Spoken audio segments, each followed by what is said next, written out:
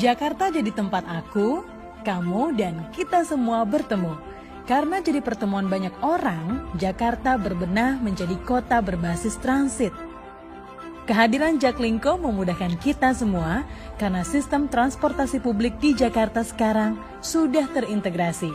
Pindah-pindah transportasi jadi nggak ribet lagi. Cukup pakai satu kartu, kita bisa naik Mikrotrans, berpindah ke LRT, dan nyambung naik Transjakarta. Nantinya, kartu Jaklingko juga bisa dipakai untuk naik komuter lain atau KRL. Terus lanjut deh naik MRT. Fasilitas penunjang masing-masing mode transportasi juga semakin baik loh. Mulai dari kondisi halte dan stasiun yang nyaman, ditambah lagi ada signage atau papan penunjuk lokasi untuk memudahkan warga ataupun pendatang berpindah moda. Nggak perlu takut nyasar, walau baru pertama kali naik transportasi publik di Jakarta. Area transit untuk ojek ataupun bajai dibikin nyaman. Kemacetan di sekitar stasiun juga jadi berkurang. Oh iya, Transjakarta menyediakan bus pengumpan antar stasiun juga loh, yang siap anterin kita untuk berpindah lokasi. Nyaman, gak kepanasan, dan gak kehujanan. Udah tahu belum, kalau Jakarta bikin prioritas pemihakan jalan? Prioritas pertama adalah kepada pejalan kaki, lalu untuk pesepeda, kemudian transportasi umum, baru deh yang terakhir untuk kendaraan pribadi. Nah, sebagai kaum urban, kaki tentu jadi alat transportasi sehari-hari. Udah pada ngerasain kan jalan kaki di trotoar-trotoar Jakarta yang semakin lebar. Akses jalan publik ini dibuat nyaman, plus didesain ramah bagi penyandang disabilitas. Setidaknya, revitalisasi trotoar dengan desain yang lebih lebar ini sudah dilakukan sepanjang lebih dari 130 km. Jumlah ini bakal terus bertambah.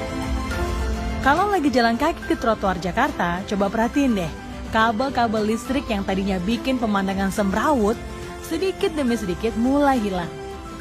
Pelaksanaan pembangunan sarana jaringan utilitas terpadu atau SJUT untuk menata kabel-kabel itu dilakukan mulai tahun 2020 di 61 ruas jalan sepanjang kurang lebih 200 km dan ditargetkan selesai pada tahun 2021.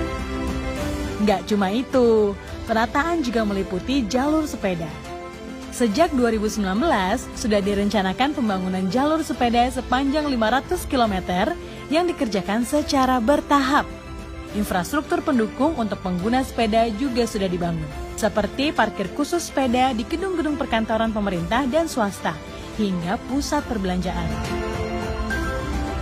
Mode transportasi massal MRT dan LRT juga sudah menyediakan kereta atau gerbong khusus bagi para pesepeda. Buat yang nggak punya sepeda, nggak usah sedih.